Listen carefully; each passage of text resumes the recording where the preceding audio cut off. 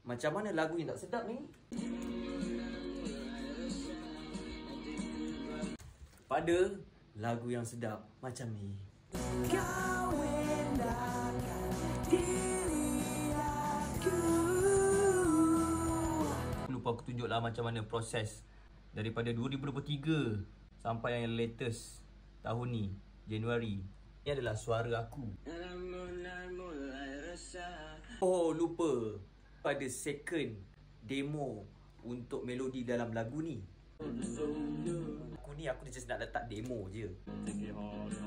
Oh, nak bagi nampak dekat band ini lagu yang nak buat. Sak ni, sak ni. Mereka tidak suka. Macam oh my god, what is this? Sehingga kita orang dia nak lain. Kita ambil putus, kita ada buat macam try lagu-lagu nak ke funky-funky. Bunyi Red Hot Chili Peppers. Punya bunyi cili pedas ni, inilah jadi dia. Psycho. Oh, dia nak Marino. Mavado, dia marah Mavado. Oreo. Dia macam nak bunyi-bunyi KRU kan.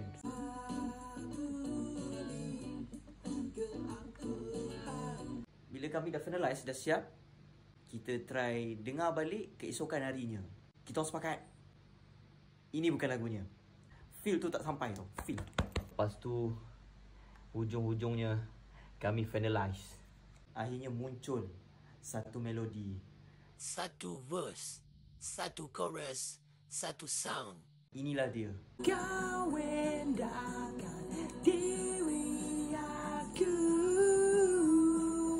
Jadi dilepaskan dengan lirik. Dia marah. Dengar dia.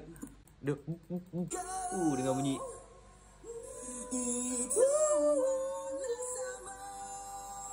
Kalau bunyi-bunyi solo ni,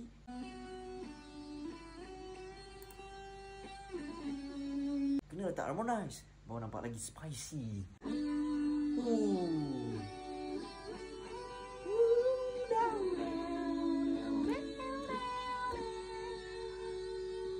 Dia punya oh my god. Dia akan jadi full.